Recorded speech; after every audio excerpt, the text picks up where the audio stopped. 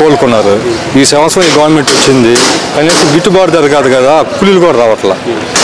ఏం చేద్దాం కావట్లా. ప్రతి రైతుకి ఉరేసుకొని రావటం. పోయిన సంవత్సరం వేసాం పొగాకు, బాగానే ఉంది. అంతకుముందు సంవత్సరం వేసాం, బాగానే ఉంది. మరి ఈ సంవత్సరం ఎందువల్ల గిట్టుబాటు రావడం కారణం ఏంది? పైన వాళ్ళ ఐటీసీ వాళ్ళతో కొమ్మక్కేది, వాళ్ళ కాడ చేసేది. ఏం కొన్నా మన ఐటీసీ వాళ్ళని జీపీ అయ్యి పోస్తే కొనాలి. వాడు ఏడ అమ్ముతాడు పొగాకుడు, మనకే అమ్మాలి. మన గిట్టుబాటు ధర లేదనుకో, వాడు ఏం చేస్తాడు? వాడు దాని మనకన్నా అమ్మాలి. అది అంటే ఈ విషయంలో గవర్నమెంట్ ఫెయిల్ అయిందంటారా? అటర్ ఫ్లాప్ అయింది. కనపడుతుంది కదా, పోయిన సంవత్సరం లేదు కదా. పోయిన సంవత్సరం ఎందుకు వచ్చింది ఇంత లాభాలు? అంతకుముందు సంవత్సరం ఎందుకు వచ్చింది లాభాలు? ఈ సంవత్సరం ఎందుకు రాలేదు లాభాలు? అదే పొగాకు పండించాం, అదే చేసాం. మరి ఈ సంవత్సరం ఎందుకు రాలేదు? గిట్టుబాటు ఎందుకు రాలేదు? పోయినసారి 350 ఇచ్చేది కేజీలు, ఇవాళ 150, 100 ఎందుకు వచ్చింది? అదే పొగాకు రైతులవి, అదే ఐటీసీ కొంటుంది, అదే జీపీ కొంటుంది. కొత్తలు ఎవరు రాలేదు కదా. మీరు ఈ సంవత్సరం పాలన చూసే ఉంటారు కూటమిది, ఎలా అనిపిస్తుంది మీకు? ఏం బాగలేదండి, కనపడుతుంది కదా. ఇప్పుడు బాగుంటే మాకు ఈ అవస్థలు ఏముంది? రైతులకు గిట్టుబాటు మేము రావాల్సిన పని లేదు కదా. గవర్నమెంట్ ఏదైనా కానీ మాకు ఆదుకున్న వాళ్ళు ఇది కావాలి.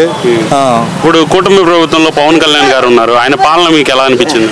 ఏం పాలన, మాటలకే పరిమితం. ఏం కనపడుతుంది? కనపడితే రైతుల మీద ఎక్కాల్సిన పనే ఉంది. చెప్పండి అండి. మొత్తానికి అయితే రైతులకు ఇబ్బందిగా ఉందంట. బాగా ఇబ్బందిగా ఉంది. ఒక రైతుకే కాదు, అన్నిటికీ ఇదిగా ఉంది. ఒక పథకం లేదు, ఒక అమ్మ ఒడి లేదు, అయ్యి ఒడి లేదు, రైతు ఇది లేదు, ఏది లేదు. కనపడుతుంది కదా. ఇస్తే చెప్పండి, మీరే చెప్పండి. మేము చెప్పేది అబద్ధం కాదు కదా. ఒక అమ్మఒడి పడిందా, ఇంట్లో మొత్తానికి ఇస్తా అన్నాడు, పిల్లకాయలు మొత్తానికి ఇస్తా అన్నాడు. ఒక్కరికి ఇంత ఊరికి.